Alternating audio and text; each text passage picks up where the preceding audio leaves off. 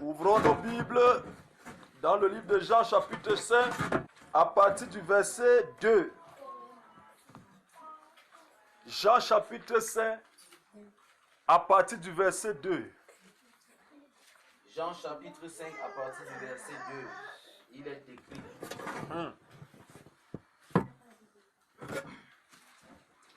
Or, à Jérusalem, près de la porte des brebis, il y a une piscine qui s'appelle en hébreu Bethesda. Et il y a une piscine qui s'appelle en hébreu Bethesda.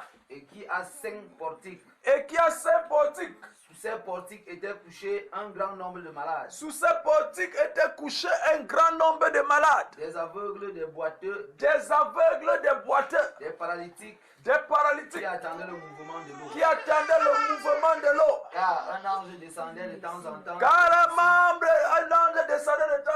la piscine. Et agitait l'eau. Et celui qui descendait le premier. Après que l'eau avait été agitée. Était guéri. Quelle que fût sa maladie. Là se trouvait un homme malade depuis 38 ans. Jésus l'ayant vu coucher. Et sachant qu'il était malade depuis longtemps. Lui dit. Veux-tu être guéri? Le malade lui répondit. Seigneur, je n'ai personne pour me jeter dans la piscine. Quand l'eau est agitée. Et pendant que j'y vais. Un autre descend avant moi. Lève-toi, lui dit Jésus. Prends ton lit et marche. Aussitôt cet homme fut guéri. Il prit son lit et marcha. On acclame la parole du Seigneur. Alléluia. Amen. Il brise l'inertie. Amen. Amen. Alléluia. Amen. Le Dieu qui brise l'inertie. Le Dieu qui brise l'inertie. Baisse ta tête, nous allons prier le Seigneur. Éternel notre Dieu et notre Père, Dieu fort, puissant, redoutable et miséricordieux. Toi qui gardes ton alliance et qui fais miséricorde à ceux qui te craignent. Ce soir, nous sommes venus dans ta présence pour recevoir ton enseignement. Ton enseignement qui donne la vie. Ton enseignement qui donne la santé. Ton enseignement qui donne la force et la vigueur. Ton enseignement qui élève, cet enseignement qui nous donne la lumière, qui nous donne l'onction, qui nous donne la force et la vigueur.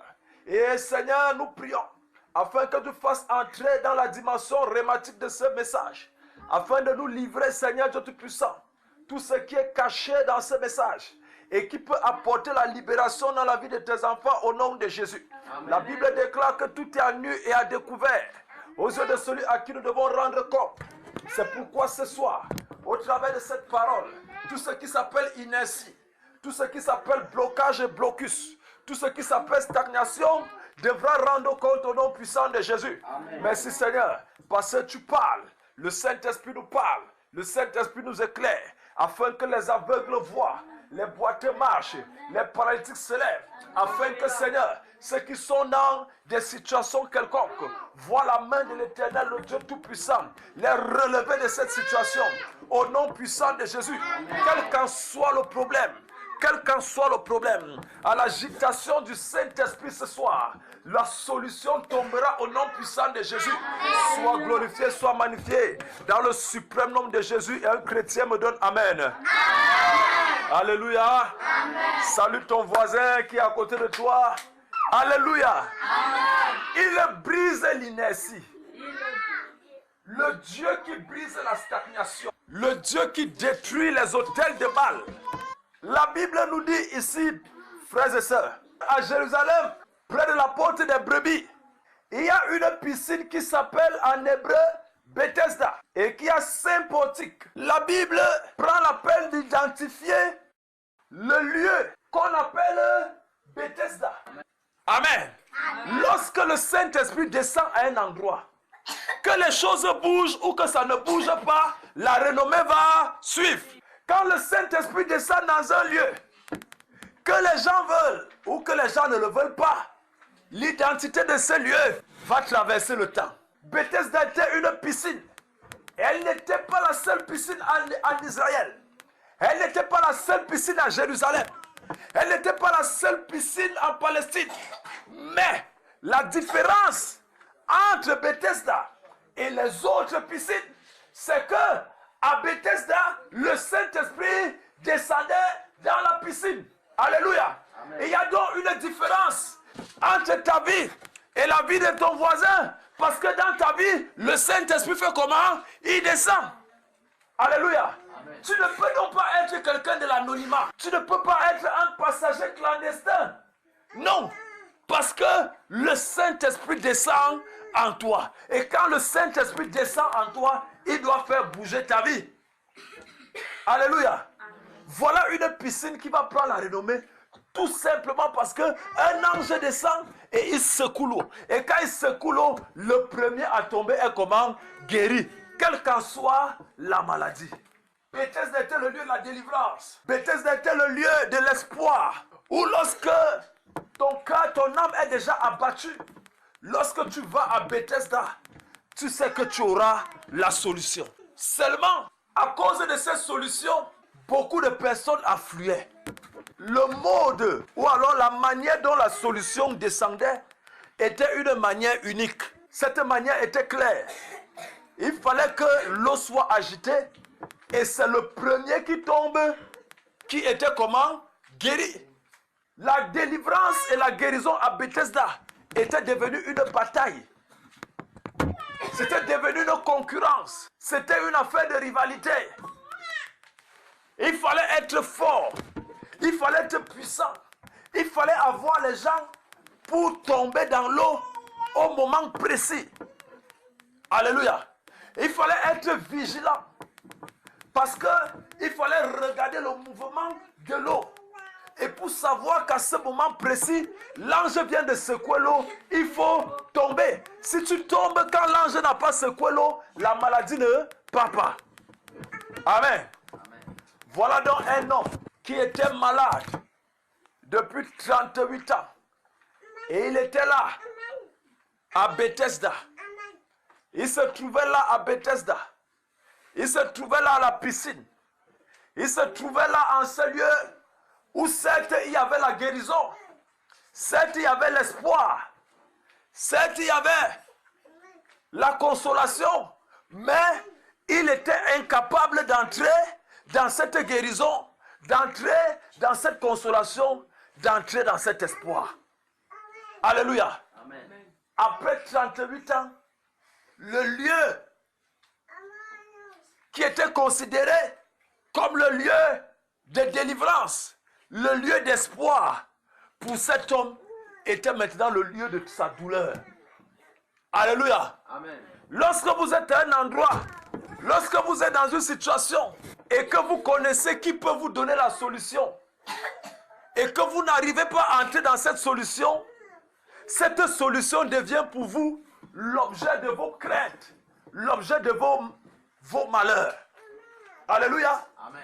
Lorsque vous vous rendez compte que voici celui qui peut prendre mon dossier, il peut aller déposer mon dossier quelque part, mais il ne le fait pas. Il garde le dossier alors qu'il a la solution. Alors, lorsque vous le voyez, lui qui pouvait être la solution, il devient l'objet de la peine dans vos cœurs. C'est ce qui se passait à Bethesda. Bethesda était le lieu de la guérison, le lieu de la délivrance, mais parce que tout le monde ne pouvait pas avoir facilement accès, Bethesda devenait un lieu de désespoir et un lieu de pleurs. Nos vies ont été dirigées comme cette piscine. Amen. Nous avons marché avec des personnes, nous avons marché avec des individus qui devaient jouer le rôle de la piscine de Bethesda dans nos vies. Amen. Mais ces personnes n'ont pas joué leur rôle. En sorte que tu as été avec la solution, mais tu n'as pas bénéficié de la solution. Tu étais avec l'oncle ministre, mais il n'a rien fait pour toi. Tu étais avec le médecin, mais il n'a rien fait. Tu étais à côté de la solution, comme cet homme de 38 ans, couché devant les portiques de la piscine de Bethesda. Il y avait un grand nombre de malades qui étaient couchés, les aveugles. Mais dites-moi comment un aveugle allait faire pour tomber dans la piscine de Bethesda. Alors que l'aveugle ne voit pas le mouvement de l'eau. L'aveugle ne voit pas l'ange bouger l'eau. Comment l'aveugle va-t-il faire pour tomber dans la piscine de Bethesda? Amen. Amen. Bethesda était devenu un lieu de tous les hasards. On n'était plus sûr, on n'était plus certain. La preuve en est, le très grand nombre de personnes qui étaient couchées, ils étaient couchés pendant des jours parce qu'ils n'arrivaient pas à trouver ce qu'ils voulaient attendre. Amen, amen. Amen. Et au milieu de ces personnes, il y a un cas patent, c'est qu'il y avait un monsieur qui avait 38 ans. Et il était couché là. La Bible dit clairement, là se trouvait un homme malade depuis 38 ans. Depuis 38 ans, il était malade. Jésus l'ayant vu coucher. Amen. Amen. Jésus l'ayant vu coucher. Et sachant qu'il était malade depuis longtemps, lui dit, veux-tu être guéri?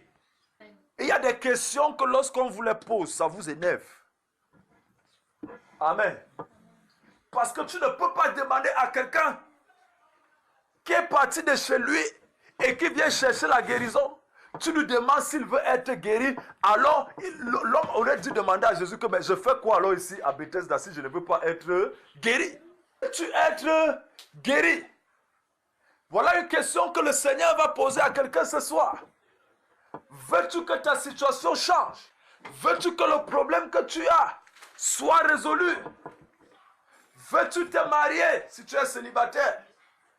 Veux-tu un travail si tu es chômeur? Veux-tu du succès si tu es dans l'échec? Amen. Écoutons la réponse du monsieur.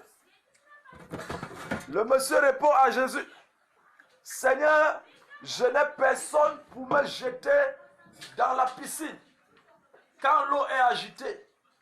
Et pendant que j'y vais, un autre descend avant moi. Alléluia. Nous comprenons qu'à Bethesda, il fallait avoir la côte. Il fallait te côté. Il fallait avoir des gens pour te jeter dans la piscine. Si tu n'avais personne, tu n'étais personne. Alléluia. Amen. Il est peut-être temps que dans nos vies, à partir de ce soir, le règne des personnes qui doivent nous jeter dans la piscine prenne réellement fin. Peut-être temps qu'à partir de ce soir, le règne des secondes mains, le règne des accoudoirs puisse prendre réellement fin. Alléluia. Lorsque quelqu'un sait que c'est lui qui doit t'aider pour entrer dans la bénédiction, à un moment donné, il commence à te faire du chantage. Alléluia. Amen. Alléluia. Amen. Vous savez ça, quand quelqu'un sait que tu es dans le besoin et qu'il peut te rendre service, il commence à te mépriser. Comme si avant lui, tu ne pouvais pas faire. Parce que tu as pris seulement la peine de lui dire que mon frère, comme tu vois là, j'ai une petite situation. Est-ce que tu peux me soutenir? Il commence à te mépriser comme si avant ça, c'est lui qui t'aidait souvent. C'est comme ça que les hommes qui n'ont pas Jésus réfléchissent. Parce que Dieu l'a placé à côté.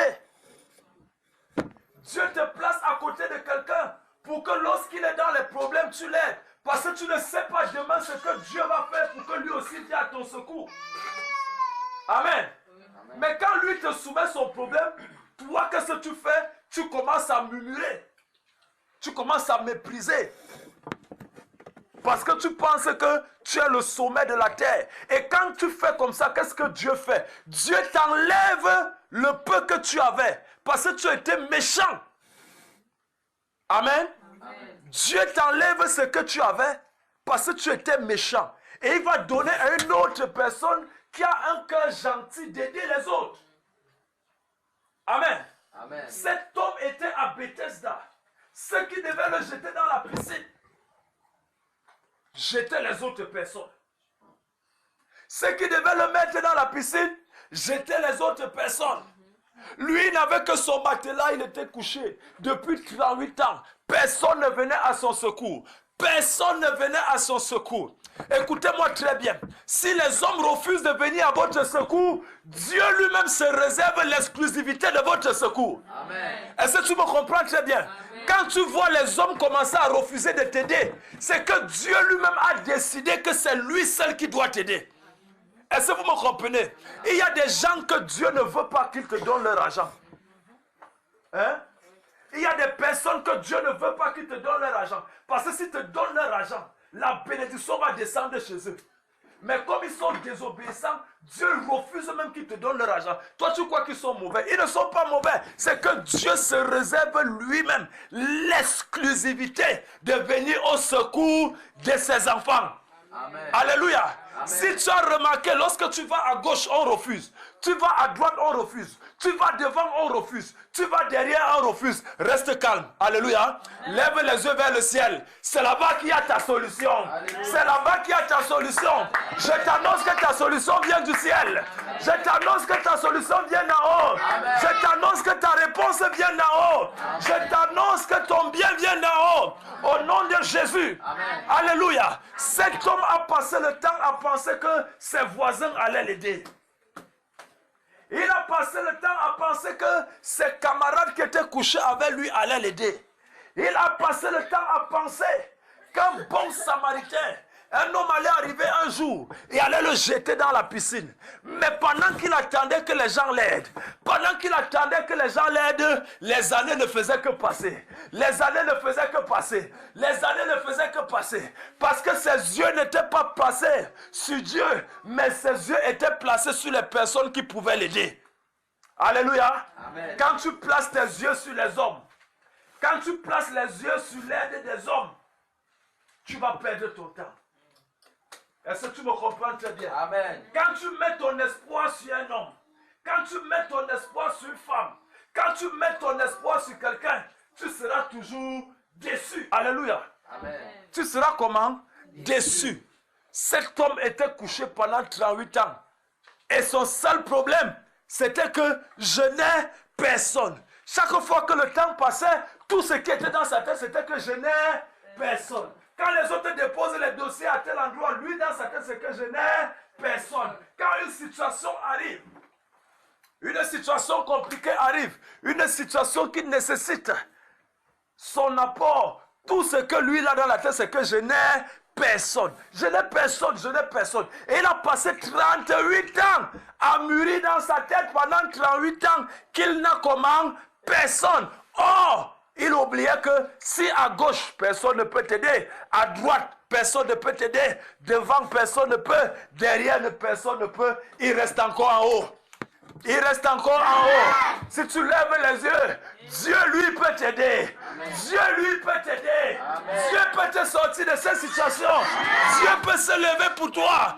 Écoutez-moi très bien. Les considérations que nous avons sont les premiers blocages de nos vies. Les hommes sur qui nous comptons. Alléluia. Amen. Dans une famille, vous voyez un grand frère qui a réussi, mais il n'aide aucun de ses petits frères. Il met les gens de dehors, les gens qui ne connaissent pas. Il a des marchés, il ne peut pas appeler son frère pour dire à son frère, viens, comme moi je travaille ici, le marché, c'est toi qui dois gagner ça. Alléluia. Mais si tu es dans la chair, tu peux détester ton frère. Mais je vais te dire une chose. Quand quelqu'un doit te faire quelque chose et qu'il ne le fait pas, ne te plains pas. C'est Dieu lui-même qui se réserve l'exclusivité de te donner la chose afin que personne ne s'en glorifie. Il y a des personnes, lorsqu'ils te donnent une chose, il va raconter dans tout le quartier. Alléluia. Amen. Ah, j'ai donné au pasteur l'autre jour 10 000. Le pasteur là, il a même quoi? Je lui ai donné 10 000 l'autre jour. J'ai donné à maman pasteur ceci. Alléluia. Amen. Quand tu parles comme ça, à haute voix, amen, Dieu n'acceptera plus jamais que tu donnes quelque chose au pasteur. Pourquoi? Parce que tu es orgueilleux.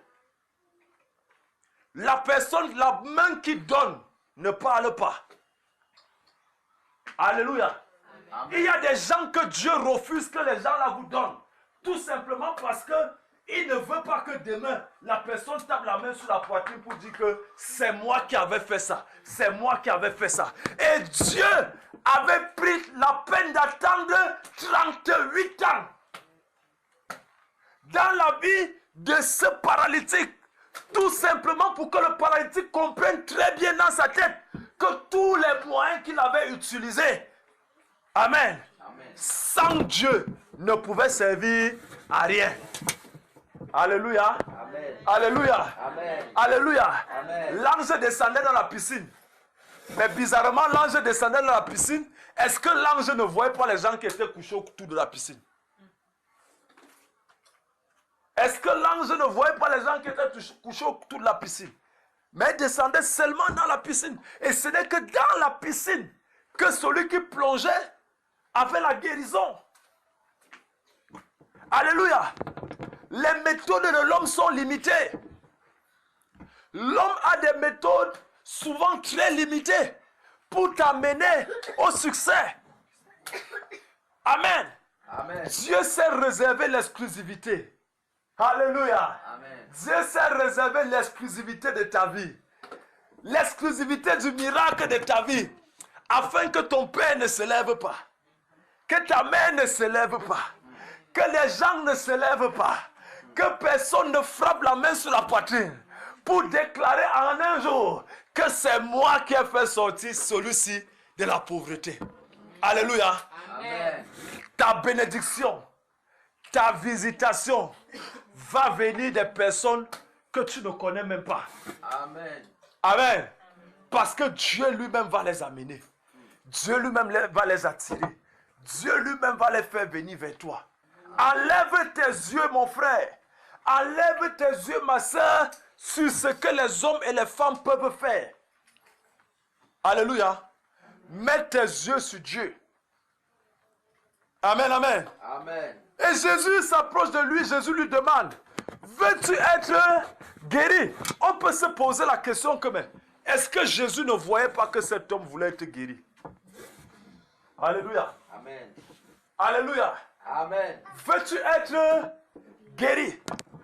Mais le problème de cet homme n'était pas la guérison, mais c'était la manière par laquelle il devait être guéri. C'est ça qui l'importait. Ce n'était pas la guérison. Lui, ce qui l'importait, c'est la manière, comment ça devait se passer pour qu'il soit guéri. Alléluia. Le problème que nous avons très souvent, c'est que au lieu de présenter à Dieu le problème, nous passons le temps à réfléchir sur les voies et moyens par lesquels Dieu peut passer, ou alors ceux que nous espérons peuvent passer pour nous aider. Amen. Amen. Et lorsque nous avons déjà épuisé tous les cartes, que ce soit dans le téléphone, tu as fait de A jusqu'à Z dans le téléphone, tu n'as pas vu celui qui pouvait agir, tu as regardé dans tes relations, personne ne peut. C'est là quand tu... Oh! Pendant 38 ans, c'est comme ça que cet homme pensait. Amen. Amen. Il ne s'est pas placé devant Dieu, tu dis, je veux simplement être guéri. Lui, il analysait la manière. Pourquoi il a passé le temps à analyser? Justement parce que la solution qui était devant lui, pendant 38 ans, c'était une solution où il fallait réfléchir. Il fallait sciencer. Il fallait se mettre dans certaines conditions pour espérer avoir la guérison. Et parce que cette manière était comme ça, il a pensé que pour être guéri, il faut à tout prix passer par ce couloir. Alléluia. Amen. Le monde et la vie présentent des moyens de sortie, mais ces moyens de sortie ne sont pas tout. Alléluia. Amen. Ce ne sont pas quoi? Tout. C'est pas parce que les gens ont l'habitude de faire comme ça. C'est pas parce que les gens ont l'habitude de faire comme si que ça veut dire qu'à ton tour, tu vas aussi faire comment? Comme si ou comme ça. Et que tu vas passer le temps à réfléchir. Comment est-ce que je peux faire comme les autres font pour arriver? Alors que Dieu a 1001 manières pour agir. Amen. Je vois Dieu agir en ta faveur. Amen. Je vois Dieu agir en ta faveur. Amen. Je vois Dieu agir en ta faveur. Amen. Écoutez-moi très bien. Il est le Dieu qui brise la stagnation. Il est le Dieu qui brise l'inertie. Pour sortir de la stagnation et de l'inertie, il faut avoir une nouvelle manière de penser. Il faut avoir une nouvelle manière de penser la solution, de penser le résultat. Alléluia. Jésus-Christ voulait lui faire comprendre. Il y a un fossé entre la solution et le problème. Le fossé est le suivant. C'est que, mon cher ami, tu as un rôle à jouer. Et moi, Dieu, j'ai un autre rôle à jouer. Chacun doit jouer son rôle. Ne viens pas. Ne laisse pas ton rôle. Amen. Amen. Ne laisse pas ton rôle que tu dois jouer pour vouloir venir jouer le rôle de Dieu. Ou venir penser le rôle de Dieu. C'est pourquoi Jésus lui demande, veux-tu être guéri? Et écoutez ce qu'il répond. Il dit, je n'ai personne pour me jeter dans la piscine quand l'eau est agitée. Et pendant que j'y vais, un autre descend avec moi. Lève-toi, dit Jésus. Prends ton lit et marche. Alléluia. Amen. Regardez donc la solution du maître. La solution du maître. Jésus s'est très bien rendu compte que monsieur, depuis 38 ans, a déjà la mentalité des malades. Amen. Il a déjà la mentalité des malades. Il a la mentalité de 38 ans de maladie. Il a la mentalité de 38 ans. Quelqu'un qui est couché pendant 38 ans, il avait déjà cette mentalité en lui. Jésus-Christ va directement, il lui dit, ok, mon cher ami, je ne veux même pas t'expliquer. Lève-toi, prends ton lit et fais comment? Et marche. Pour que Dieu nous sorte l'inertie, Dieu va utiliser une méthode comme celle-ci, qui voudrait tout simplement que, au lieu de commencer à réfléchir, que tu te lèves et tu réagisses. Amen. Amen. Au lieu de commencer à réfléchir, tu te lèves et tu agis. Amen. Jésus lui dit, lève-toi, prends ton lit et marche. Amen. Donc la solution pour cet homme, c'était un ordre. Amen. Amen. Pendant 38 ans, tant que l'ordre n'était pas arrivé, l'ordre de celui qui devait arriver n'était pas encore arrivé, tous les moyens qu'on utilisait, toutes les méthodes qu'on utilisait ne servaient à rien. Tout ce qui pouvait tenter ne marchait pas pendant 38 ans. Jusqu'à ce qu'un jour comme celui-ci est arrivé. Un jour comme ce soir est arrivé. Amen. Un jour comme cette journée est arrivée. Amen. Et cette journée, cet homme a rencontré celui-là, dont le nom est au-dessus de tout nom. Celui qui dit et la chose arrive. Celui qui commande et la chose existe. Il a fallu que cette personne arrive pour donner l'ordre. Et quand cette personne est arrivée, elle a donné l'ordre. Et à partir de ce moment, celui que le lit a porté pendant 38 ans, il s'est levé et c'est lui qui a porté le lit qu'il a porté pendant 38 ans. Je t'annonce qu'au nom de Jésus, la situation qui t'a porté pendant des années, la situation qui t'a bloqué pendant des années, la situation qui t'a retenu pendant des années, à partir de ce soir, c'est toi qui vas la porter. C'est toi qui vas la porter. C'est toi qui vas la porter. C'est toi qui vas la dominer. C'est toi qui vas la renverser. C'est toi qui vas la dominer. Au nom de Jésus. Au nom de Jésus. Écoute-moi très bien. Écoute-moi très bien. Pendant 38 ans, c'est le lit qui le portait. Amen. Pendant 38 ans, c'est le lit qui le portait. Amen, amen. Amen. Pendant 38 ans, c'est son lit qui le portait. Mais en un seul jour, parce qu'il a rencontré le roi des rois et le seigneur des seigneurs, parce qu'il a rencontré l'alpha et l'oméga, parce qu'il a rencontré Jésus-Christ, le matelas qu'il a porté pendant 38 ans, amen, la situation a changé de camp. Je t'annonce que ta situation va changer. Ta situation va changer. Ta situation va changer.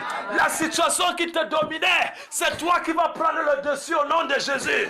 La situation qui t'écrasait, c'est toi qui vas prendre le dessus au nom de Jésus.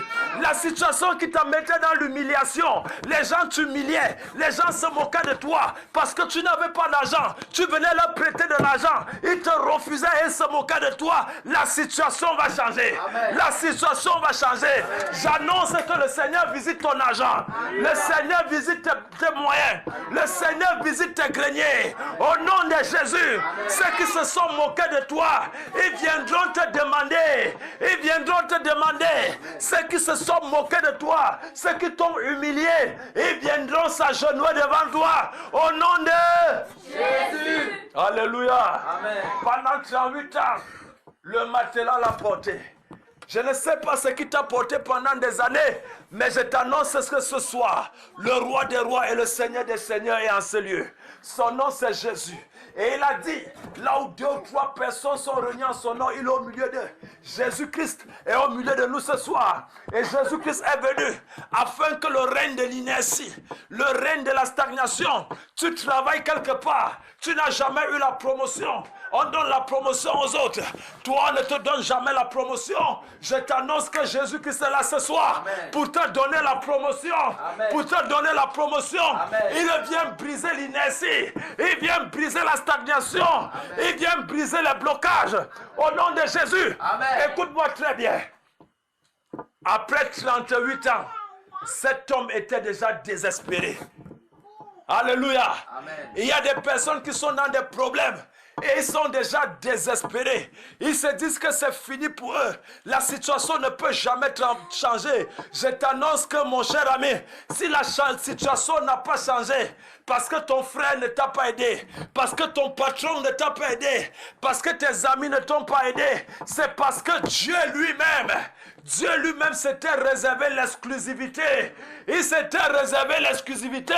Dieu lui-même avait décidé que c'est lui qui devait te sortir de cette situation pour que personne ne se vante, pour que personne ne frappe la main sur la poitrine. Est-ce que tu comprends la parole du Seigneur ce soir?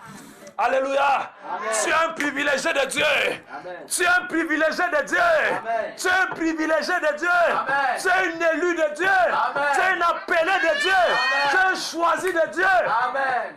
Alléluia. Amen.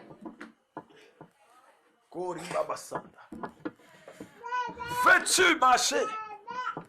Veux-tu être guéri? Alléluia. Amen. La Bible dit qu'il a pris son lit et il a marché. Alléluia. Ce soir, tends ta main vers le Seigneur. Lève ta main vers le ciel. Oh Saint-Esprit, oh Saint-Esprit, oh Saint-Esprit, oh Saint-Esprit. Lève ta main vers le Dieu Tout-Puissant. Seigneur, regarde les mains de tes enfants qui sont levés vers le ciel en ce moment. Je viens les connecter à ton trône de grâce. Je viens connecter ces mains tendues à ton trône de grâce. Afin que, Seigneur, quel qu'en soit en ce moment, au nom de Jésus, le roi des rois et le Seigneur des seigneurs, quel qu'en soit le problème, quelle qu'en soit la situation, quel qu'en soit le blocage, que ces mains qui sont tendues vers le ciel, que ces mains qui sont tendues vers le ciel, soient maintenant touchées par la puissance du Saint-Esprit. Et que le blocage depuis des années qui retient la vie de tes enfants soit relâché au nom de Jésus. Que ce blocage soit relâché au nom de Jésus. Que ce blocage soit relâché au nom de Jésus. Amen. Je viens déloger de la vie de tes enfants.